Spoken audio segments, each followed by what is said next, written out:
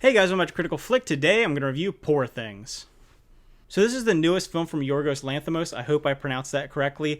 I really have enjoyed some of his previous films. I love The Lobster, Killing of the Sacred Deer, The Favorite. So I was really excited to check this one out. And I have to say, it definitely lived up to the hype for me.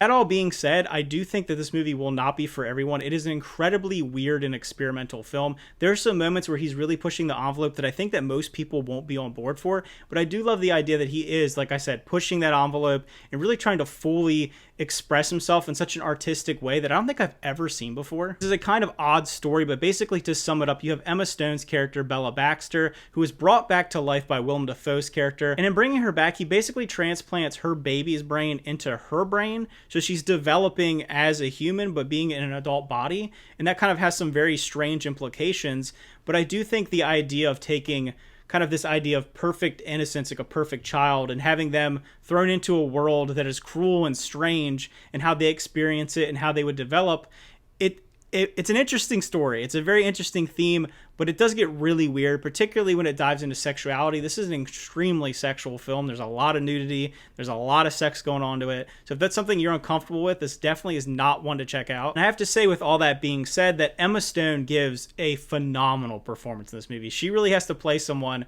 that is fully out there. And like I said, she puts it out there to bear, both physically and mentally. And having that idea of someone who is a child growing all the way to essentially an adult with over the course of the film and everything they experience along the way. We've had a lot of movies that dive into the idea of people being thrown out into kind of a cruel world and how they will be molded by that. And you see that happen in this film. And she has to play a character that is fully naive and has no idea about anything to someone who's kind of experienced this huge adventure by the end. And she's developing and growing as a person as it goes. So she has to constantly kind of tweak her performance. Even her physical movements change throughout the film. They develop. She's able to fully kind of become a real person by the end. So I think the idea of playing someone like that was really impressive from her. This is definitely one of the most out there performances I've seen from her. She's a phenomenal actress, so I'm glad she took this risk in taking on a role like this. I also think the supporting actors did a really solid job, whether it be Mark Ruffalo. It's kind of her almost love interest throughout the film, but he is really playing a bizarre, weird guy. He's basically a guy who's the epitome of kind of a bad guy. And then you also have Remy Youssef, who's playing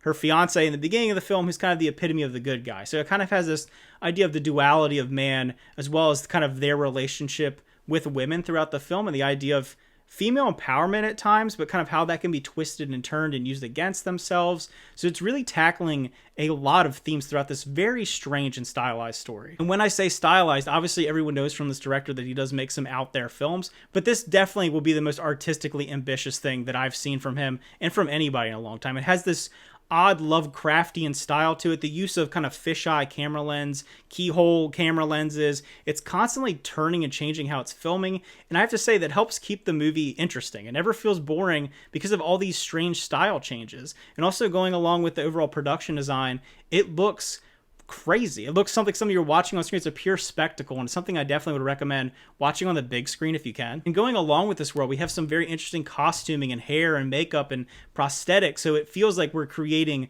this fully original idea and fully original space. There's these interesting set pieces of almost steampunk Europe. It takes place in a very ambiguous time period where you're seeing these flying machines and all these strange things that you would see in maybe kind of these fantasy stories. So I like that it takes this almost fairy tale fantasy world, but then takes some real life themes and interjects it into it. So if I were to rate Poor Things, I would give it a 9 out of 10. I think it's one of the best films this year.